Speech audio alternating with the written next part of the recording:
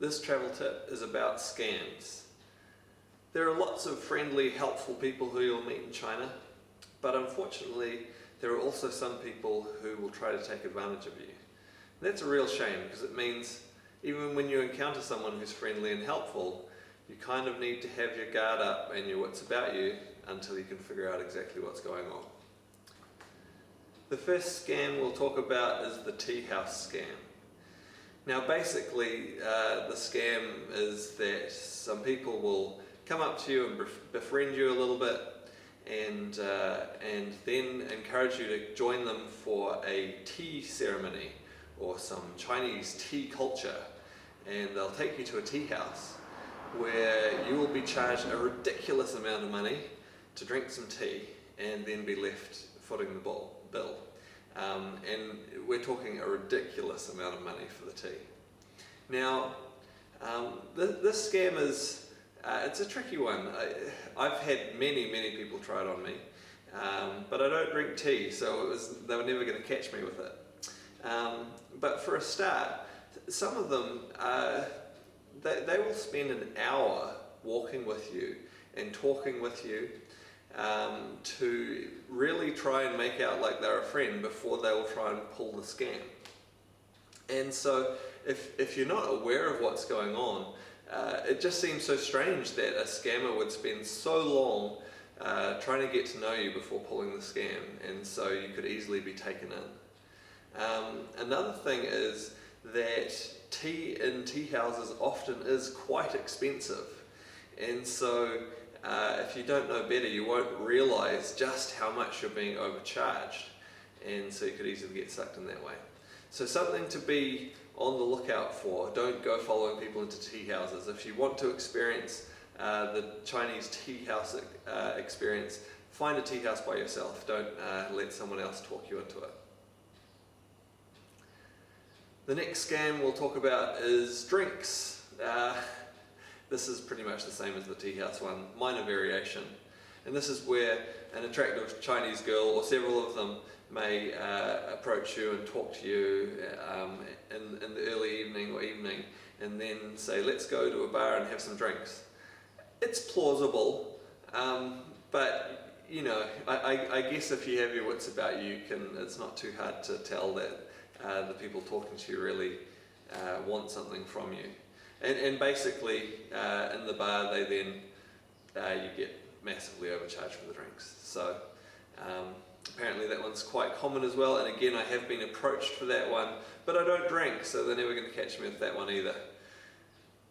So another scam is to do with taxis. Even with the registered official taxis, you have to watch out and make sure that they turn the meter on.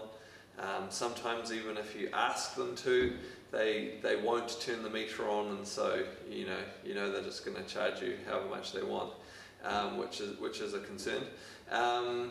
Also, the black taxis or the unauthorized taxis.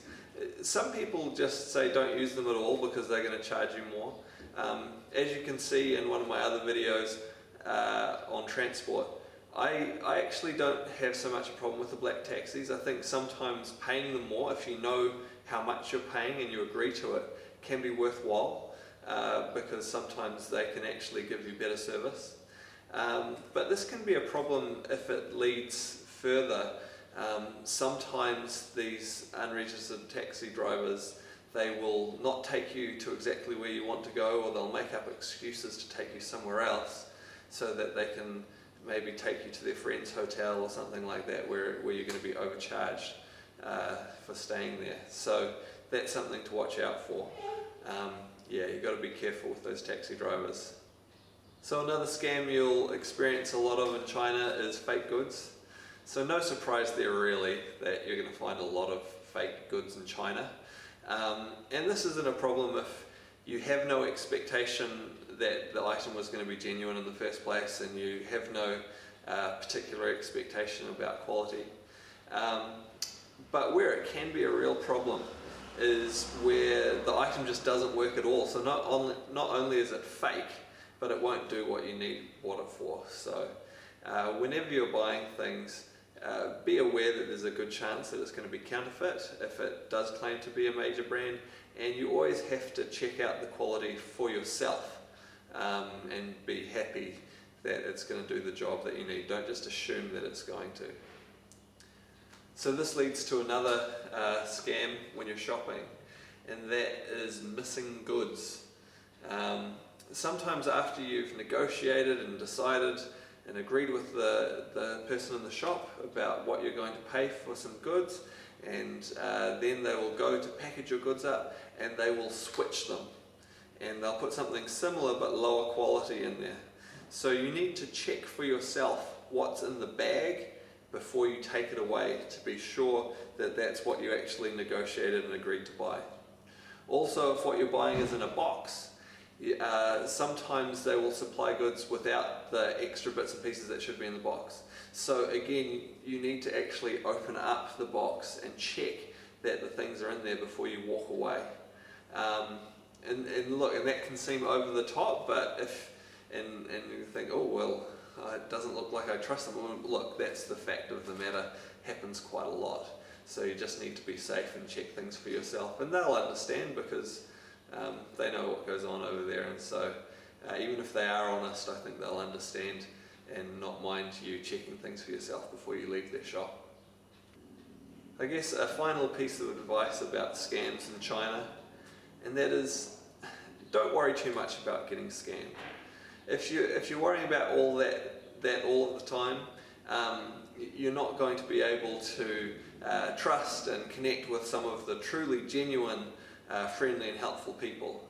So, you know, it's bound to happen at some point that you will get scammed and overcharged for something or something like that. I think the best thing is to, well, one, make sure that it's nothing too extreme. Make sure that you stay safe so you don't put yourself in a situation that's dangerous as part of someone trying to scam you. But just laugh about it afterwards and take it as part of the Chinese experience. And enjoy all the really good people that you're going to meet over there as well.